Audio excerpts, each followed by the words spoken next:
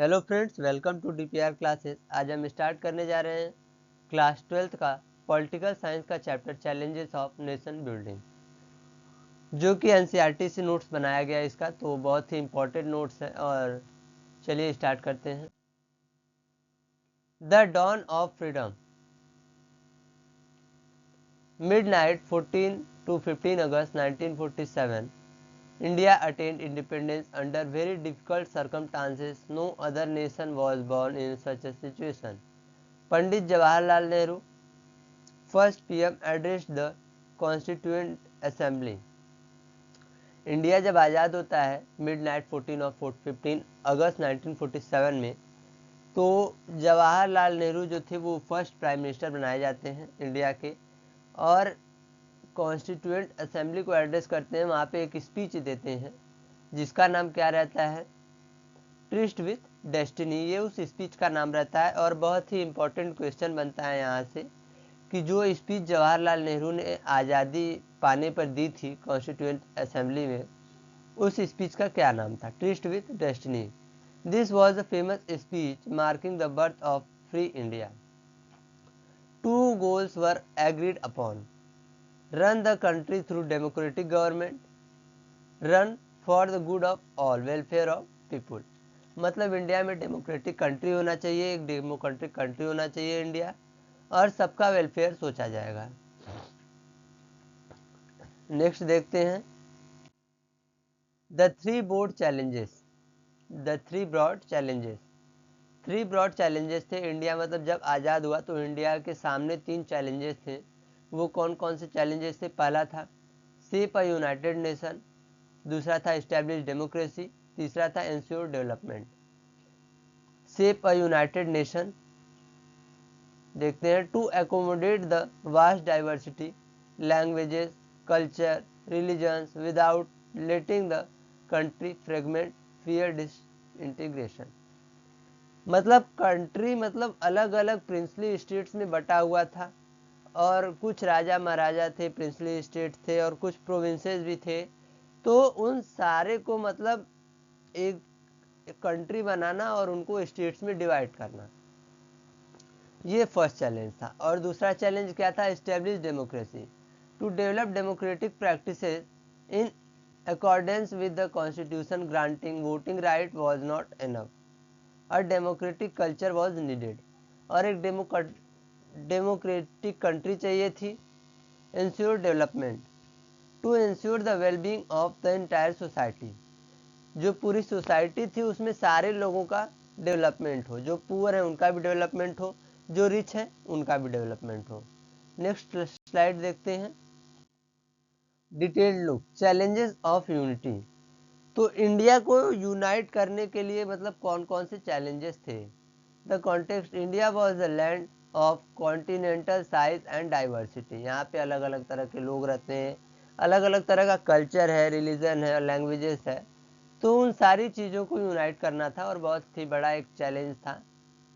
People spoke different languages and followed different religion. The global spectism, it was widely believed that a country so full of contradictions could not remain united for long। ये माना जाता था कि बहुत सारे contradiction है इस country में, इसलिए बहुत ज़्यादा दिन तक ये यूनाइट नहीं रह पाएगा। की question of 1947, would India survive as a united country, would it have to reject regional diversity to be united. Immediate task, territorial integration of princely states. 565 princely states थे और उनको मिलाना, भारत में मिलाना, कहीं वो पाकिस्तान में न चले जाएं, तो ये चीज़ें थी इंडिया के सामने। पार्टीशन, तो पार्टीशन के बारे में हम लोग देखेंगे यहाँ पे। Displacement and rehabilitation, two nation theory, ये two nation theory Mohammad Ali Jinnah द्वारा दिया गया था, advanced by Muslim League. Argument, India consisted of not one but two people, Hindus and Muslim. India में ये माना जाता था कि इंडिया में दो तरह के लोग रहते हैं, पहले हिंदू और दूसरे मुस्लिम। Demand, a separate country for Muslim, मतलब मुस्लिम के लिए एक अलग कंट्री की डिमांड की गई थी।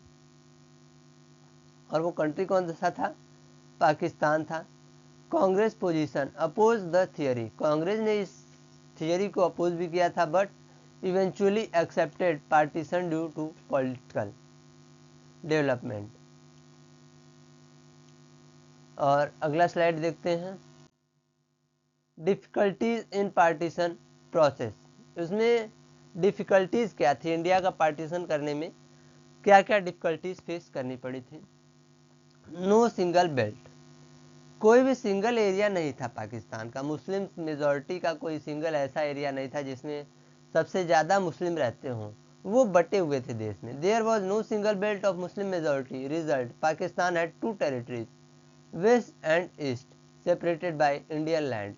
जो आज का प्रेजेंट का पाकिस्तान है वो ईस्ट पाकिस्तान, और जो बांग्लादेश है वो वेस्ट पाकिस्तान, मतलब दो जगह ऐसा था जहाँ पे मुस्लिम मेजॉरिटी थी। अपोजिशन, इसका अपोजिशन भी करते हैं, not all Muslim majority areas wanted to join Pakistan. Khan Abdul Ghaffar Khan, frontier Gandhi, इन्हें फ्रंटियर गांधी भी कहा जाता है, of NWFP firmly oppose the theory, इन्होंने इस थियरी को अपोज भी किया था। किसने? खान अब्दुल गफ्फार खान ने। बाइफुर्केशन स्प्लिटिंग, मतलब स्प्लिटिंग कैसे होता है? Punjab and Bengal had very large non Muslim population, they were split at the district tehsil level, this cause the deepest trauma, minorities crisis, lakhs of Hindus, Sikhs in Pakistan and Muslims in India found themselves trapped। मतलब वो दूसरे country में, मतलब जो हिंदू थे वो India में आना चाहते थे, जो पाकिस्तान का एरिया था वहाँ से, और जो मुस्लिम थे वो इंडिया से पाकिस्तान के एरिया में जाना चाहते थे, और वो नहीं जा पा रहे थे अपने घर, इसलिए उन्हें अनडिजायरेबल एलियंस महसूस, ऐसा उन्हें फील होने लगा, इन देयर ऑन होम्स, उन्हें उनके अपने घर में। कॉन्सिक्वेंसेस ऑफ पार्टीशन, तो पार्टीशन के क्या क्या कॉन्सिक्वेंसेस थे देखते हैं। Communal killing, cities like Lahore, Amritsar and Kolkata became communal zone. जो लाहौर था, अमृतसर था और जो कोलकाता का एरिया था, उन्हें कम्युनल जोन घोषित कर दिया गया। ये क्वेश्चन आता है कि कम्युनल जोन कौन कौन से थे। ये क्वेश्चन आपको MCQ में भी पूछ सकता है, वन लीनियर में भी पूछ सकता है। Refugee crisis, people were forced to abandon homes, they travelled by foot, train और बुलक कार्ट। उन्हें फोर्स किया जाता था कि वो अपने घर जाएं, मतलब जो मुस्लिम है वो पाकिस्तान में जाएं और जो हिंदू है वो इंडिया में आए, और ये करने के लिए सिर्फ उन्हें 24 घंटे का टाइम दिया गया था। स्टैटिस्टिक, अबाउट 80 लाख पीपल, और जो डाटा बताया जाता है, migrated across the new border, 80 lakh people migrate हुए थे, between 5 to 10 lakh people were killed, और 5 से 10 लाख लोग मारे गए थे उस पार्टीशन में। डिवीजन ऑफ थॉट्स, मतलब एक कंट्री दो पार्ट्स में डिवाइड हो रही है। It was not just a division of properties but a division of thoughts and emotions. Next slide है आपका, consequences impact of on women and children. Thousands of women were abducted on both sides of the border. They were made to convert the religion of the abductor and forced into marriage, मतलब उन्हें अपना cast, अपना religion जो है change करने पे, उसको convert करने पे मजबूर किया गया। Family honour, in many cases women were killed by their own family members to preserve family honour and prevent abduction, मतलब उन्हें मार दिया जाता था, अपने जो फैमिली के बड़े लोग थे वो मार देते थे ताकि उन्हें कोई किडनैप ना कर ले, अपने मतलब अंडर में ना कर ले वीमेंस को, तो इसलिए उन्हें मार दिया जाता था। Children were separated from their parents, जो बच्चे थे वो सेपरेट हो गए अपने पेरेंट्स से। Writers and poets expressed their grief in novels and short stories. मैंटो एक इसका एग्जाम्पल है, जो राइटर और पोएट्स थे वो शॉर्ट स्टोरी बना के उसमें डिस्कस करते हैं ये सारे प्रॉब्लम्स। महात्मा गांधी सेक्रीफाइस, महात्मा गांधी जी के क्या क्या सेक्रीफाइस थे। Keeping the peace, on 15 August 1947 Gandhi was not celebrating, he was in Kolkata stopping riots. वो कोलकाता में थे जब इंडिया आज़ाद हुआ, तो वो कोलकाता में थे, जो भी मतलब दंगा फसाद वहाँ पे था उसको स्टॉप करने की कोशिश कर रहे थे। He went on a fast to stop violence, it work miraculously, वो हमेशा वर्क करते रहते थे ताकि इंडिया में पीस बना रहे। He moved to Delhi to ensure Muslims were safe and dignified, वो दिल्ली जाते हैं ये देखने के लिए कि जो मुस्लिम हैं वो सेफ हैं या नहीं। Assassination, extremist hated his message of harmony, 30 जनवरी 1948, ये डेट आपको याद रखना है, इस डेट को गांधी जी की डेथ होती है। He was shot by Nathuram Godse during his evening prayer.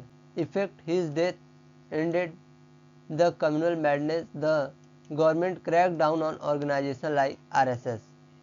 और नेक्स्ट स्लाइड देखते हैं। मतलब 30 जनवरी 1948 को नाथूराम गोडसे जो है वो गांधी जी को मार देता है इवनिंग में जब वो प्रेयर कर रहे थे। Integration of princely states, the problem British India was divided into British provinces and princely states. जो ब्रिटिश इंडिया था वो ब्रिटिश प्रोविंसेस में और प्रिंसली स्टेट्स में डिवाइडेड था। There were 565 princely states. कितने प्रिंसली स्टेट्स थे? 565 प्रिंसली स्टेट्स थे। After independence British paramountcy ended and states become legally independent. Threat क्या था? Ruler of Travancore Hyderabad wanted independence, this means India could break into small pieces. जो main problem था कि हैदराबाद, मणिपुर और ट्रावनकोर के जो रूलर थे वो ये चाहते थे कि वो इंडिया में न ज्वाइन हो। तो इसकी वजह से ऐसा लोगों को लगता था कि जो इंडिया है वो पीसेस में ब्रेक हो जाएगा, इसलिए उन्होंने उन्हें एक में इंडिया में करने की कोशिश की। Government approach, 3 consideration. गवर्नमेंट के क्या क्या अप्रोच थे? सरदार वल्लभ भाई पटेल, ये क्या थे? डिप्टी पीएम थे और होम मिनिस्टर भी थे। Played a historic role in negotiating with rulers firmly. तो इनका जो मेन रोल था वो जाते हैं वहाँ के रूलर से बातचीत करते हैं और उनको इंडिया में कंबाइन करवाते हैं। The people's will, the people of most princely states clearly wanted to become part of Indian union. जो प्रिंसली स्टेट्स के जो लोग थे, मतलब वहाँ पे जो राजा थे और जो प्रजा थी वहाँ की, वो ये चाहती थी कि वो इंडिया में ज्वाइन कर ले। They did not wanted to be independent subject, वहाँ के लोग ये नहीं चाहते थे कि वो इंडिपेंडेंट सब्जेक्ट बने। Flexibility, the government was prepared to be flexible in giving autonomy to some regions to accommodate diversity. और फ्लेक्सिबल थे भी थे कि मतलब अगर किसी को अपनी खुद की ऑटोनॉमी चाहिए तो वो प्रोवाइड कर सकते हैं। इंटीग्रेशन, एकजुट। In the backdrop of partition the integration and consolidation of territorial boundaries was a supreme importance. Instrument of accession, ये क्या है? ये एक एग्रीमेंट है। What was it? It was legal document created in 1947। ये एक लीगल डॉक्यूमेंट है जो कि 1947 में बनाया गया था। By signing this the rulers of the princely states agreed that their state would become part of Indian Union. Accession of Junagadh, Hyderabad, Kashmir and Manipur proved more difficult more than the rest. तो जो accession Junagadh था, हैदराबाद था, कश्मीर था और मणिपुर था, बहुत ज़्यादा difficulty होती है इनको इंडिया में इंटीग्रेट करने में। केस स्टडी पढ़ना है आपको। हैदराबाद का केस स्टडी, वहाँ की क्या सिचुएशन थी। ये निज़ाम है, हैदराबाद के निज़ाम है, ये वहाँ के किंग। द सिचुएशन, वहाँ की सिचुएशन क्या थी? The Nizam Mir Osman Ali Khan, he wanted independent status, signed standstill agreement with India in November 1947। People's movement, peasants of Telangana and women's rose against his oppressive rule. तो ये चाहता था, जो निज़ाम थे वो चाहते थे कि वो इंडिपेंडेंट रहे, लेकिन वहाँ के जो लोग थे, वहाँ के जो पीपल्स थे, वो ये चाहते थे कि वो इंडिया में ज्वाइन करें, इंडियन यूनियन में ज्वाइन हो जाए। तो इसकी वजह से बहुत सारे प्रॉब्लम फेस करने पड़ते हैं। Razakar, Nizam's paramountcy, Nizam's paramilitary force, they murdered, raped and looted non Muslims. जो पैरामिलिट्री फोर्स थे निज़ाम के जो पैरामिलिट्री फोर्स थे उनका नाम क्या था? रजाकार। ये क्वेश्चन आपका एमसीक्यू में आपसे पूछा जा सकता है कि जो पैरामिलिट्री फोर्स था निज़ाम्स का, वो उनका क्या नाम था? जो उस्मान अली खान का जो पैरामिलिट्री फोर्स था उनका क्या नाम था? तो उन्हें रजाकार्स कहते हैं। तो निज़ाम ने इन्हें छोड़ दिया कि मतलब वो मर्डर करें, रेप करें, इन सब चीज़ों के लिए वो छोड़ दिया उन्हें कि आप जाइए और लोगों को कंट्रोल करिए। और नेक्स्ट क्वेश्चन है, सितंबर 1948 हैदराबाद ऑपरेशन पोलो इंडिया द्वारा चलाया जाता है। कब? सितंबर 1948 में ऑपरेशन पोलो इंडिया द्वारा चलाया जाता है। किस लिए? हैदराबाद को कंट्रोल करने के लिए। The central government ordered the army to tackle the situation in September 1948। Indian army moved into control the Nizam's force after a few days of intermittent fighting. The Nizam surrender. Hyderabad acceded to India. Added to India. और next slide है, case study Manipur का पढ़ते हैं। क्या था यहाँ पे problem? Ruler को कौन था? महाराजा बोध चंद्र सिंह यहाँ के रूलर थे। कौन? Maharaja Bodh Chandra Singh. Signed instrument of accession when assurance of autonomy. इन्होंने इंस्ट्रूमेंट ऑफ एक्सेशन साइन किया था क्योंकि इन्हें ऑटोनॉमी भी चाहिए होती थी। June 1948 election held under public pressure. Key fact, Manipur was the first part of India to hold an election based on universal adult franchise. तो मणिपुर जो है कि ऐसा पहला राज्य था, ऐसा पहला स्टेट था जहाँ पे कि यूनिवर्सल एडल्ट फ्रेंचाइज के थ्रू इलेक्शन होता है। यूनिवर्सल एडल्ट फ्रेंचाइज का मतलब क्या होता है? मतलब जो भी लोग हैं, जो 18+ पीपल हैं, उन्हें ये हक होता है कि वो वोट कर सकते हैं। Merger September 1949 government pressured Maharaja to sign merger agreement. This was done without consulting with legislative assembly, causing anger. तो बाद में सितंबर 1949 में इन्होंने मर्जर एग्रीमेंट भी साइन किया था कि वो इंडिया का पार्ट पूरी तरह है। Reorganisation of state. अब जो नेक्स्ट प्रॉब्लम था कि मतलब इंडिया को डिवाइड करना था अलग अलग स्टेट्स में। अब इंटीग्रेट तो हो गए, सारे प्रिंसिपली स्टेट जो है कि इंडिया में मिल गए। अब मेन प्रॉब्लम था कि उन्हें डिवाइड करना है, तो किस बेसिस पे डिवाइड किया जाएगा? क्या लैंग्वेज के बेसिस पे आप डिवाइड करेंगे, क्या रिलीजन के बेसिस पे डिवाइड करेंगे, या कास्ट पे? मतलब क्या आपका बेस होगा, किस बेसिस पे आप डिवाइड करेंगे स्टेट्स को? The language question. Post independence के बाद leaders feared linguistic states would cause disintegration. जो लीडर्स थे उन्हें ये डर था कि कहीं लिंग्विस्टिक बेसिस पे डिवाइड करने पे इंडिया का डिसइंटीग्रेशन न हो जाए। विस्लांध्रा मूवमेंट जो था, Telugu speaking areas of Madras provinces wanted a separate state. ये तेलुगु स्पीकर जो थे मद्रास प्रोविंसेस के, वो विस्लांध्रा मूवमेंट चलाते हैं। विस्लांध्रा बहुत ही इंपॉर्टेंट क्वेश्चन है, ये 1 नंबर के एमसीक्यू में आपसे जरूर पूछा जाता है। तो उन्हें सेपरेट स्टेट चाहिए होता है। Potty Sriramulu, a Gandhian leader who went on an indefinite fast for a separate Andhra state. तो जो पोट्टी श्रीरामुलु थे, गांधीयन लीडर थे, तो वो एक सेपरेट स्टेट की मांग करते हैं, जो आंध्र प्रदेश की मांग करते हैं। वो death he died after 56 days। This triggered violent protest. Outcome, PM Nehru announce formation of Andhra Pradesh in December 1952। वो मर जाते हैं 56 डेज तक भूख हड़ताल करने के बाद वो मर जाते हैं, तो इससे और वायलेंट होने लगता है। State reorganisation act 1956।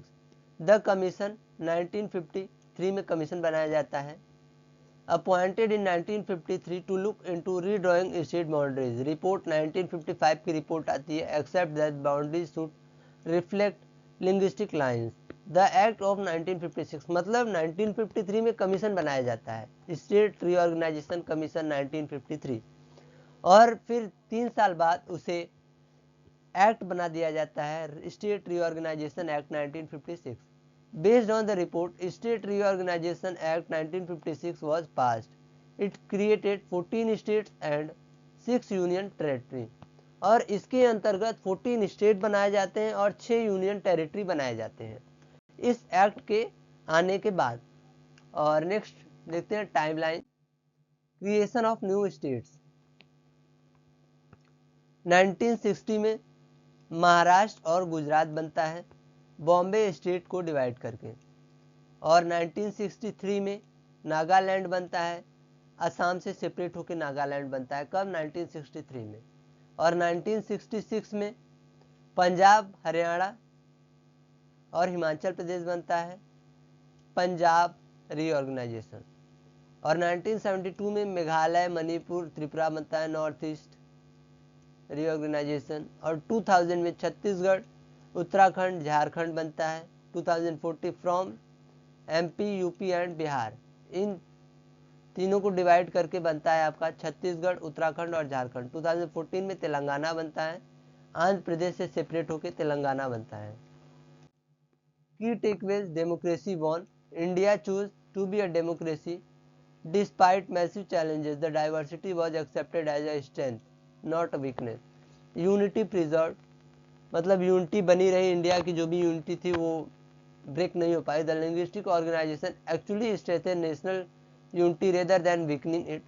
Integration complete, integration भी कंप्लीट हो गया। Through the efforts of Sardar Vallabhbhai Patel and others the map of India was consolidated preventing balkanisation, मतलब वो सेपरेट होने से बच गए। और नेक्स्ट स्लाइड देखते हैं। थैंक्स।